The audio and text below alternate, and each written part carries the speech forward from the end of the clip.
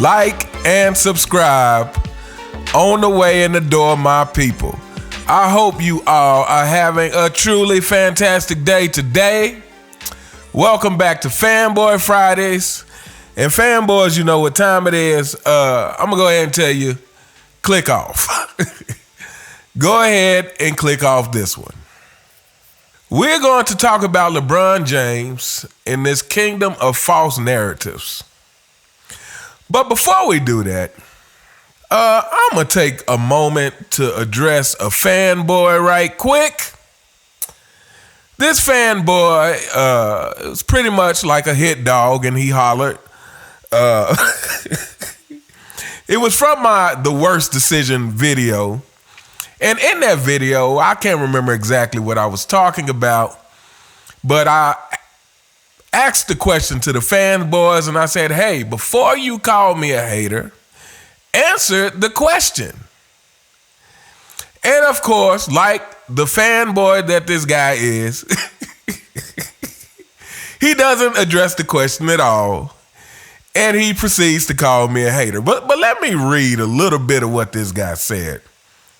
We'll probably do another Fanboy Files next week. But I do want to say something. So this fanboy says, first of all, my name is on there in the comments. And yeah, I'll call you a hater to your face because that's what you are. Your whole page is about hating on this man for 20 years. He's done nothing but been a perfect role model for the league, for young kids. He's put up a school in his hometown, and you're upset because this man won't act like or talk like Michael Jordan. Act like a clone like Kobe tried to do Michael Jordan. Gamble, had an underground gambling casino in Chicago, treated his teammates like shit. Kobe, God rest his soul, had a rape case. Come on, man. LeBron, biggest thing you can say about him, he had the decision. Leave this man alone. Let's enjoy why he's here. And I say again, you can let me up.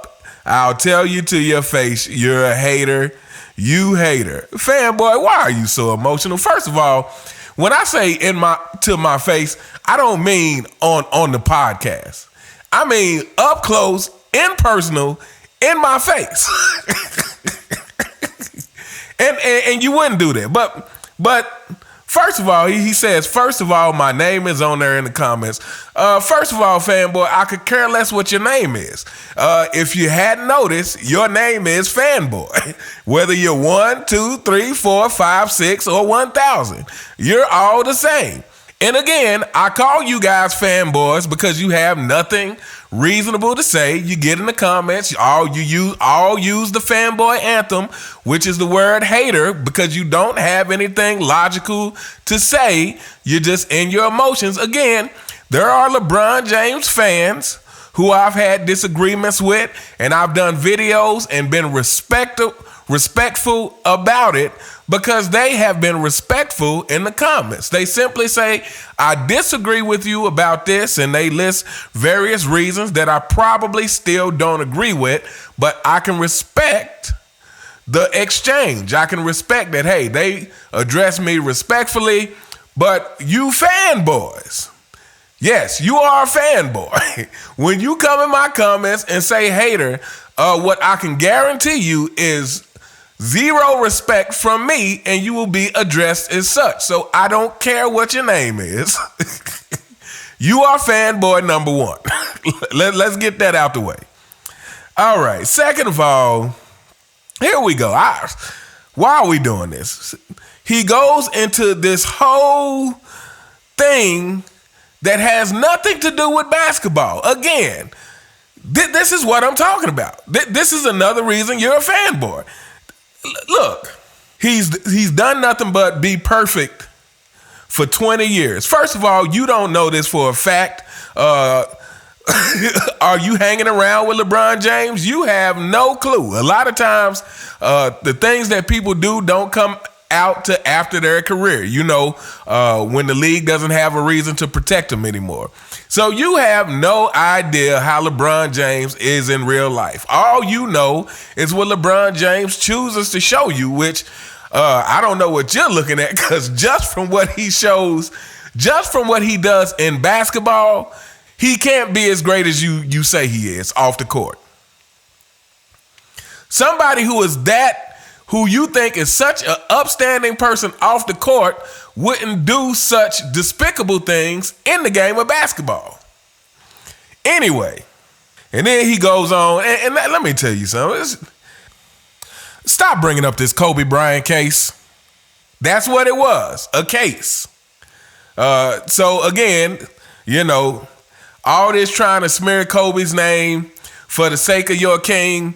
Like, why do you guys get so emotional over this guy? I really, help me understand it. Somebody help me understand why you guys get so emotional over this guy. I mean, I'm reading stories about you fanboys getting in fights with people and all kinds of stuff. What is the deal? I mean, I guarantee you LeBron James doesn't care about you that much. Matter of fact, take it from Shannon Sharp. For all the capping that Shannon Sharp does for LeBron James, I have not seen LeBron James come to Shannon Sharp's defense when it came to any of the trouble that Shannon Sharp got into it, including the whole thing where he almost got in a fight with Ja Morant on the court, trying to defend his king. But anyway, we're going to move on, but just yet for future references, all fanboys know that that's how you will be referred to on this channel. It's your fanboys, like 1 through 1,000. All right, so let's move on. So let's talk about LeBron James and the fact that he isn't particularly good at anything. What LeBron James is a great athlete who is rested on the fact that he's a great athlete. I mean, again, all we have to do is watch the tape. You see him stiff-arming people on the way to the goal. Matter of fact, stiff-arming people in a way that you really have to acknowledge the fact that the refs knows that he's doing this, and this is just one of the many things that he's allowed to get away with. But LeBron James hasn't proven he's the best in anything in particular except once or twice. So he has 1 assist title and he has 1 scoring title. And then of course he has the 4 championships, which are all questionable because of super teams. But when you're trying to compare him to Michael Jordan, look, Michael Jordan's career has been based on beating people, even if you take it outside the NBA. But if we're talking about the NBA, he has the 10 scoring titles. He has 3 steals titles. He has the Defensive Player of the Year. And then, of course, we know he has the slam dunk championships, which LeBron James was too cowardly to participate in. But my point is Michael Jordan not only has more championships than LeBron, which we all know this. There's no point in reciting, the thing that everybody knows as far as championships. But as far as just making a pattern of winning, and this is why I say LeBron James has built a kingdom of false narratives.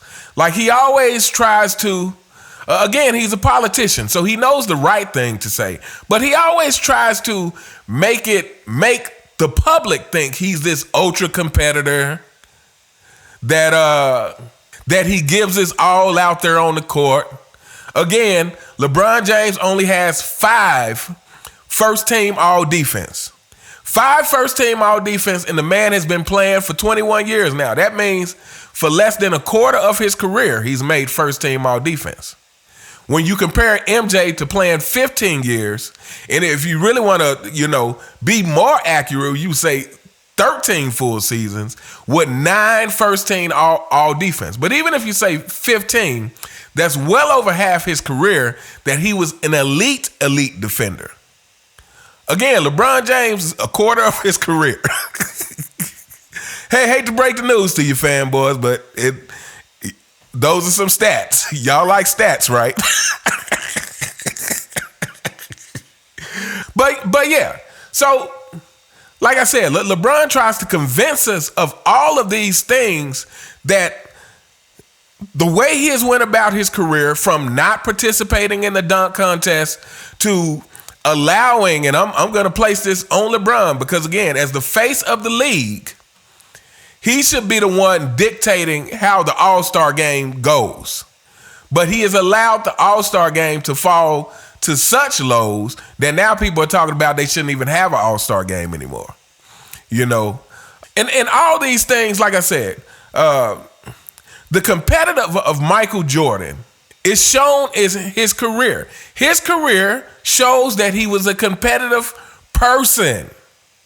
Again, unlike LeBron James, his career shows that he was a competitive person. 10 scoring titles. Like, we're talking about a pattern of winning. When you win the scoring title, that is winning at something. That means for that year, you score more points than everyone else in the league. That is a win. When you have 3 steals titles, 3 times, you got more steals than anyone else in the whole NBA. That is a win. That is a sign of competitiveness. Like I said, the winning the dunk contest. The fact that Michael Jordan, from the year 91 to the year 98, never lost 3 games in a row. Fanboys, wrap your mind around that. I mean, to me, that's an easy stat to dismiss. But if you really think about that stat, that is one of the most amazing stats that anyone could ever have, and no one has it but Michael Jordan. From 91 to 98, the man did not lose 3 games in a row. I mean, when you really sit and think about that, that is really unbelievable. That is an unbelievable stat. And so, like I said, things like this shows you the competitiveness of Michael Jordan versus the competitiveness of LeBron James, who wouldn't even make an attempt at the dunk contest. So I was watching Club Shay Shay, and it was actually an older episode. It had Trevor Ariza on there, and platinum member of the CFL, Shannon Sharp, was asking Trevor Ariza, who was harder to guard? Now, here's another thing. When you hear players talk about LeBron, they always have to use these qualifiers. You know, when just state the fact. So obviously, he said Kobe Bryant was harder to guard. Shannon Sharp asked him why, and he said because Kobe Bryant was more relentless. Again, relentless goes into that killer mentality which LeBron does not have, which is a problem that you fanboys never want to admit to or never want to give it the full weight because it's not quantifiable, because it's not a stat. So you want to try to pretend as if that is not a big problem for someone who is chasing the GOAT. And of course he had to say the qualifiers with LeBron James, well, you know, LeBron is tough to guard because he might drive to the basket and kick it out. You know, it's always this right play. It's always this right play thing that comes into play with LeBron James. But let me tell you something. The right play is what's gonna give you the best chance of winning. That's the right play in sports every time. And if you are so-called the best option for scoring, which Michael Jordan was, which Kobe Bryant was, which Larry Bird was, then you are the right play. And LeBron James, who now wants to, again, the kingdom of false narratives, now all of a sudden he's a great scorer because he has the scoring title. And then he gets to 40,000 points. And then if he plays long enough to get to 45,000, I'm sure they're going to celebrate, as much as they can for this longevity stat. That does not mean you're a great scorer. If you were the great scorer, then you would be the number one option. And here's the thing about this all-around player that they try to put on LeBron James. This whole all-around great player is the very reason LeBron James only has 4 championships. This all-around great player thing that he tries to hold on to is the very reason he only has 4 championships. And why is that? Because LeBron James is limited skill-wise. He is not as versatile of a piece as a Michael Jordan or Kobe Bryant. Let me say that one more time for you fanboys. Because LeBron James is limited with his actual skills as a basketball player. He is not as versatile as a Michael Jordan or Kobe Bryant. Meaning, they're always complaining, talking about you got to surround LeBron James with shooters. Well, why? You didn't have to do that with Michael Jordan because Michael Jordan is a shooter. See, Michael Jordan could do everything on the court. So literally anybody who was a specialist around him literally just added to that. Michael Jordan was the most dangerous thing walking around the court, who you had to be consumed with. LeBron James is not that. Yes, LeBron James is capable of scoring, and he's capable of some scoring explosions, but LeBron James is not a score at will kind of player. LeBron James has to have the moment. As a matter of fact, after this Sacramento loss, you know, fanboys, where he left early again with that ankle soreness. And he was in the post-game interview, he was talking about,